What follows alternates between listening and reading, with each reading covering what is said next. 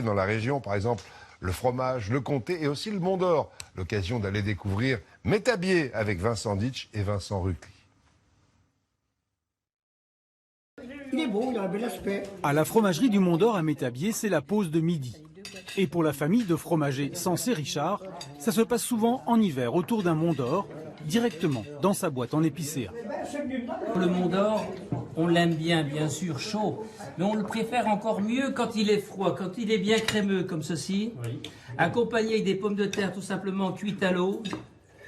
Voilà, c'est le plus beau mariage qu'on puisse avoir. Et quand on est chez les autres, on le mange comme il est. Exactement. Un fromage très convivial qui est né ici, sur la frontière franco-suisse, autour des rochers du Mont d'Or, le plus haut sommet du Haut-Doubs. Ce sont les paysans des fermes alentours qui fabriquaient ce fromage. Aujourd'hui, c'est toujours uniquement le lait de leur vache qui fait le Mont d'Or. Comme les 80 Montbéliards de Richard Galliot, nourris bien sûr au foin de montagne. Il faut du fourrage de qualité pour avoir du lait de qualité. Et puis là, on a des terroirs assez favorables aussi pour faire des bons fourrages et donc une bonne alimentation pour les vaches laitières. Tout son lait part chaque jour à la fromagerie, pour être transformé le lendemain matin au plus tard en comté, morbier ou Mont d'Or. Le travail d'Eddy, le plus jeune fromager de la famille, qui commence par attendre de pouvoir décailler le lait. Le but de décailler, c'est d'extraire l'eau dans le lait. On décaille plus ou moins gros suivant la fabrication qu'on fait. Le Mont d'Or, on décaille assez gros pour garder un maximum d'humidité dedans.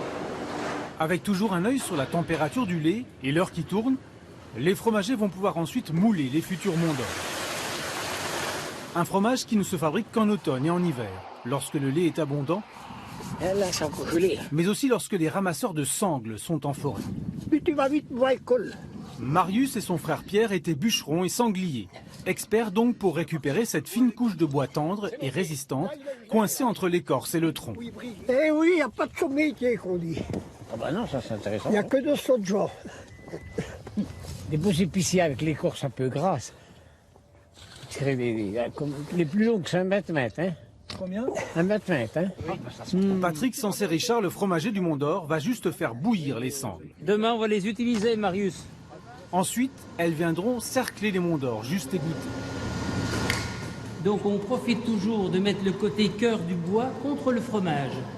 Alors ça va lui donner du goût, ça va le maintenir et lui donner une petite coloration, en le frottant bien sûr.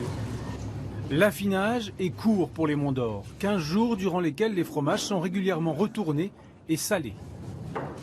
On frotte avec de l'eau légèrement salée et ça favorise le goûtage du fromage et ensuite va se développer dessus les champignons. C'est un beau fromage et c'est un bon fromage. Durant ces 15 jours, les Monts d'Or changent bien sûr d'aspect et d'odeur. Et les boîtes en sapin qui les accueillent au final vont continuer à les parfumer jusqu'à ce que les clients les dégustent. C'est vraiment typique d'ici, donc c'est convivial à manger en famille, c'est sympa. Ça sent la montagne.